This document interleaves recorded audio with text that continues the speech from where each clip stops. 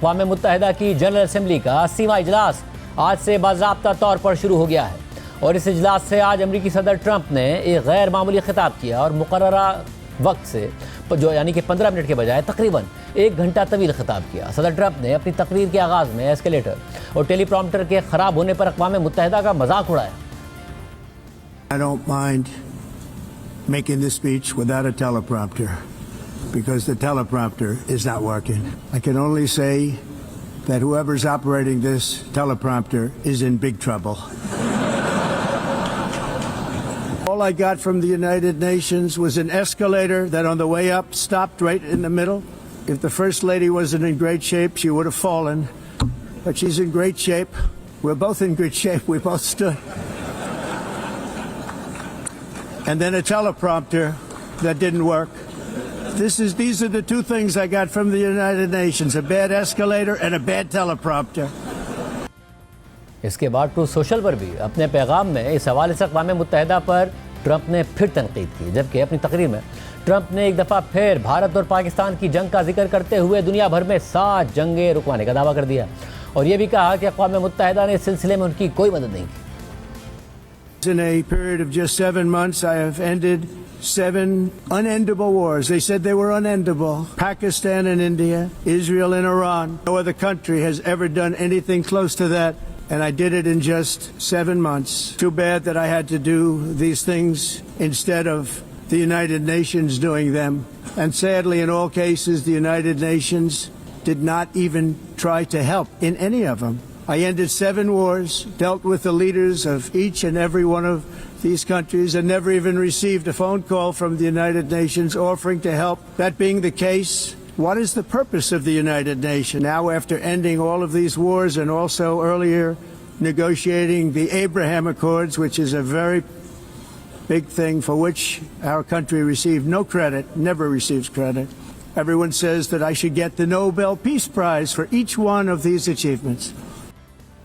صدر ٹرمپ نے اپنی تقریر میں غزہ کی جنگ کا بھی ذکر کیا اور امریکہ اور اسرائیل کے زیادہ تر مغربی اتحادیوں کے برعکس اسرائیلی موقف بھرپور طریقے سے دہرایا اور فلسطینی ریاست کو تسلیم کرنا حماس کے لیے انعام قرار دیا، جس پر اسرائیلی مندوب تالیاں بجاتے نظر آئے۔ I have also been deeply engaged in seeking a ceasefire in Gaza. Have to get that done. Have to get it done. Unfortunately, Hamas has repeatedly rejected reasonable offers to make peace. We can't forget October 7th, can we? Now, as if to encourage continued conflict, some of this body is seeking to unilaterally recognize a Palestinian state.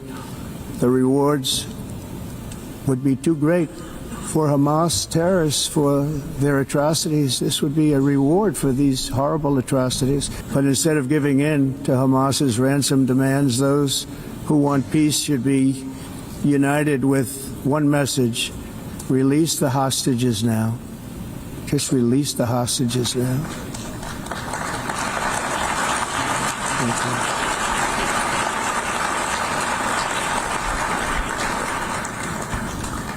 We have to stop the war in Gaza immediately. We have to stop it. اس کے علاوہ صدر Trump نے اپنی تقریر میں چین اور بھارت کا نام لے کر ان پر تنقید کی اور کہا کہ وہ روسی تیل خرید کر یوکرین جنگ کو سب سے زیادہ فنڈ کر رہے ہیں۔ ساتھ ہی روسی تیل کی خریداری پر ٹرمپ نے یورپی ممالک کو بھی تنقید کا نشانہ بنایا۔ China and India are the primary funders of the ongoing war by continuing to purchase Russian oil. But inexcusably, even NATO countries have not cut off much Russian energy and Russian energy products. They're funding the war against themselves. Who the hell ever heard of that one? In the event that Russia is not ready to make a deal to end the war, then the United States is fully prepared to impose a very strong round of powerful tariffs which would stop the bloodshed, I believe, very quickly. But for those tariffs to be effective, European nations, all of you are gathered here right now, would have to join us in adopting the exact same measures. We have an ocean in between. You're right there. They're buying oil and gas from Russia while they're fighting Russia. It's embarrassing to them. They have to immediately cease all energy purchases from Russia. Otherwise, we're all wasting a lot of time. جبکہ اب سے کچھ دیر بعد Trump اہم عرب اور اسلامی ممالک کے سربراہان سے اہم ملاقات کرنے جا رہے ہیں، جن میں پاکستان کے وزیر اعظم شہباز شریف بھی شامل ہیں۔ اس ملاقات میں صدر ٹرمپ غزہ میں جنگ کے خاتمے اور اس کے بعد کا ایک منصوبہ پیش کریں گے اور ان ممالک کو اس منصوبے پر اعتماد ملیں گے۔ ٹرمپ کی جانب سے مسلم ممالک کے رہنماؤں سے یہ ملاقات ایسے وقت میں ہو رہی ہے کہ جب مسئلہ فلسطین اور غزہ میں جاری اسرائیلی جارحیت کی وجہ سے امریکہ اور اسرائیل کی عالمی تنہائی میں مسلسل اضافہ ہو رہا ہے۔ برطانیہ، کینیڈا، آسٹریلیا اور پرتگال کے بعد اب فرانس سمیت مزید 6 مغربی ممالک نے آزاد فلسطینی ریاست کو تسلیم کر لیا ہے، جس کے بعد اب اقوام متحدہ کی سلامتی کونسل میں صرف امریکہ ہی وہ واحد مستقل رکن رہتا ہے جو فلسطینی ریاست کو تسلیم نہیں کرتا۔ ایسے میں اب ٹرمپ کی جانب سے غزہ سے متعلق اہم منصوبے کی کچھ تفصیلات بھی سامنے آ گئی ہیں۔ امریکی نیوز ویب سائٹ ایکزیوس نے لکھا ہے کہ امریکی اور عرب حکام کے مطابق امریکی صدر ٹرمپ آج عرب اور مسلم رہنماؤں کے ایک گروپ کو غزہ میں جنگ کے بعد کی حکومت کے اصول پیش کریں گے، اور یہ اب تک ٹرمپ کی جانب سے جنگ ختم کرنے کے لیے سب سے واضح تجویز ہوگی۔ سعودی عرب، متحدہ عرب امارات، قطر، مصر، اردن، ترکی، انڈونیشیا اور پاکستان کے لیڈرز اور اعلیٰ حکام اس ملاقات میں شریک ہوں گے۔ یرغمالیوں کی رہائی اور جنگ کے خاتمے کے علاوہ صدر ٹرمپ اسرائیل کے غزہ سے انخلا اور جنگ کے بعد غزہ کی حکومت کے اصولوں پر بات کریں گے، جن میں حماس کا کوئی کردار شامل نہیں ہوگا۔ امریکہ چاہتا ہے کہ عرب اور مسلم ممالک اپنی فوجیں غزہ بھیجنے پر راضی ہوں تاکہ اسرائیل وہاں سے نکل سکے، اور یہ ممالک غزہ کی تعمیر نو اور عبوری دور کے لیے مالی مدد بھی فراہم کریں۔ انڈونیشیا کے صدر نے کہا کہ ان کا ملک غزہ میں امن قائم کرنے کے لیے فوج بھیجنے کو تیار ہے۔ رپورٹ میں مزید لکھا ہے کہ غزہ میں جنگ ختم کرنے اور یرغمالیوں کی رہائی کے معاہدے پر مذاکرات فی الحال رکے ہوئے ہیں۔ اسی دوران اسرائیل آرمرڈ اور انفینٹری فوج کے 3 ڈویژنز کے ساتھ غزہ پر قبضہ کرنے کے لیے آگے بڑھ رہا ہے۔ ایک امریکی اہلکار کے مطابق کل کی ملاقات خاصی اہم ہو سکتی ہے۔ ہمارے پاس جنگ ختم کرنے کا ایک واضح آئیڈیا موجود ہے۔ ہم وہ راستہ پیش کرنا چاہتے ہیں جو ہمیں قابل عمل لگتا ہے، اور ہم چاہتے ہیں کہ خطے کی حمایت اور تعاون سے یہ کامیاب ہو۔ جبکہ ایک عرب اہلکار کے مطابق ہم یہ سمجھتے ہیں کہ ٹرمپ ہماری رائے اور حمایت چاہتے ہیں تاکہ وہ جنگ ختم کرنے کے لیے تیار امریکی منصوبے کو آگے بڑھا سکیں۔ عرب اور امریکی حکام نے اس بات پر زور دیا کہ ٹرمپ انتظامیہ کی جانب سے پیش کیا گیا کوئی اسرائیلی منصوبہ نہیں ہوگا، بلکہ یہ ایک امریکی منصوبہ ہوگا۔ ایک اسرائیلی اہلکار نے کہا ہے کہ اسرائیلی وزیر اعظم نیتن یاہو منصوبے کے خد و خال سے آگاہ ہیں، لیکن انہیں یہ بھی معلوم ہے کہ اس میں کچھ باتیں ایسی ہوگی جو اسرائیلی حکومت کو پسند نہیں آئیں گی، خاص طور پر مستقبل میں غزہ میں فلسطینی اتھارٹی کے کردار کے حوالے سے۔ اسرائیلی اہلکار نے مزید کہا کہ ہمیں کچھ کڑوی گولیاں نگلنی پڑیں گی۔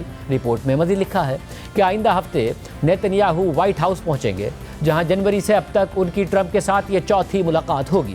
غزہ اس ملاقات کا سب سے اہم موضوع ہوگا۔ اس کے علاوہ اسرائیلی میڈیا بھی اسی طرح کی خبریں دے رہا ہے، اور ان کا بھی دعویٰ ہے کہ یہ منصوبہ اسرائیل کی جانب سے تیار نہیں کیا گیا، مگر اسرائیلی حکومت کو اس منصوبے کی تفصیلات بتا دی گئی ہیں۔ دوسری جانب فاکس نیوز نے دعویٰ کیا ہے کہ حماس نے غزہ میں 60 روزہ جنگ بندی کے لیے ٹرمپ انتظامیہ کو خط تیار کیا ہے۔ فاکس نیوز کے مطابق ٹرمپ انتظامیہ کے ایک سینئر اہلکار اور مذاکرات میں براہ راست شامل ایک ذریعے کے مطابق حماس نے صدر ٹرمپ کے نام ایک خط تیار کیا ہے، جس میں امریکی صدر سے درخواست کی گئی ہے کہ وہ 60 دن کی جنگ بندی کی ضمانت دیں تو آدھے یرغمالیوں کو فوراً رہا کر دیا جائے گا۔ یہ خط اسی ہفتے ٹرمپ تک پہنچنے کی توقع ہے۔ اس ساری صورتحال میں کل اقوام متحدہ کی جنرل اسمبلی میں سعودی عرب اور فرانس کی میزبانی میں مسئلہ فلسطین کے 2 ریاستی حل سے متعلق اہم کانفرنس ہوئی، جس کے دوران فرانس سمیت بیلجیم، انڈورا، موروکو، لگزمبرگ اور مالٹا کے رہنماؤں نے باقاعدہ طور پر آزاد فلسطینی ریاست کو تسلیم کرنے کا اعلان کر دیا۔ فرانس سمیت ان ممالک کی جانب سے اس فیصلے کو انتہائی قدم قرار دیا جا رہا ہے، اور اس اعلان کے بعد اقوام متحدہ کے اب تقریباً 80% سے زائد رکن ممالک فلسطینی ریاست کو تسلیم کرتے ہیں، اور حالیہ پیش رفت کو انتہائی اہم قرار دیا جا رہا ہے۔ اس حوالے سے الجزیرہ کی رپورٹ کے مطابق فرانس سمیت 6 ممالک نے نیو یارک میں اقوام متحدہ کی جنرل اسمبلی کے سالانہ اجلاس سے پہلے ایک اعلیٰ سطحی کانفرنس میں فلسطین کو ریاست کے طور پر تسلیم کرنے کا اعلان کر دیا ہے۔ فرانس، جس نے کل سعودی عرب کے ساتھ مل کر اس اجلاس کی میزبانی کی تھی، اس کے علاوہ انڈورا، بیلجیم، لگزمبرگ، مالٹا اور موناکو نے بھی فلسطینی ریاست کو تسلیم کرنے کا اعلان کیا ہے۔ آسٹریلیا، کینیڈا، پرتگال اور برطانیہ کے رہنماؤں نے بھی اس اجلاس میں شرکت کی، جنہوں نے ایک روز پہلے باضابطہ طور پر فلسطین کو تسلیم کرنے کا اعلان کیا تھا۔ اب ان نئے ممالک کے شامل ہونے کے بعد تقریباً 193 میں سے 147 رکن ممالک فلسطینی ریاست کو تسلیم کر چکے ہیں۔ دنیا کی 80% سے زیادہ آبادی فلسطین کو ریاست تسلیم کر چکی ہے۔ جس سے اسرائیل پر سفارتی دباؤ میں اضافہ ہوا ہے، کیونکہ وہ غزہ میں نسل کشی کی اپنی جنگ جاری رکھے ہوئے ہے، جہاں اب تک 65,300 سے زائد فلسطینی شہید کیے جا چکے ہیں اور پورا علاقہ کھنڈر بن چکا ہے۔ اسپین، ناروے اور آئرلینڈ نے گزشتہ سال فلسطین کو ریاست تسلیم کیا تھا، جبکہ اسپین نے اسرائیل پر پابندیاں بھی عائد کی تھی۔ رپورٹ میں مزید لکھا ہے کہ اسرائیل اور امریکہ جو اس مسئلے پر بین الاقوامی سطح پر بڑھتی ہوئی تنہائی کا شکار ہیں، انہوں نے اس کانفرنس کا بائیکاٹ کیا تھا۔ اگرچہ اقوام متحدہ کے زیادہ تر رکن ممالک اب فلسطینی ریاست کو تسلیم کر چکے ہیں، لیکن اقوام متحدہ کی مکمل رکنیت حاصل کرنے کے لیے سلامتی کونسل کی حمایت ضروری ہے، جہاں امریکہ نے بار بار ویٹو کا استعمال کر کے فلسطین کو مکمل رکن بننے سے روکے رکھا ہے۔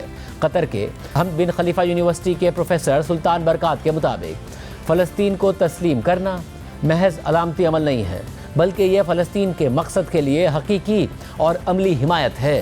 اس ہفتے اقوام متحدہ کی جنرل اسمبلی کے اجلاس میں فلسطین سب سے اہم موضوع ہونے کی توقع ہے۔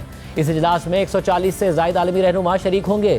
نیو یارک میں اقوام متحدہ کے ہیڈ کوارٹر سے رپورٹنگ کرتے ہوئے الجزیرہ کے نمائندے ہاشم اہل برہ نے بتایا کہ اقوام متحدہ کے رہنماؤں کے درمیان دو ریاستی حل پر بات کرنے کے لیے ایک نیا مومنٹم بنتا جا رہا ہے، جس میں خود مختار فلسطینی ریاست اسرائیل کے ساتھ ساتھ وجود رکھے گی۔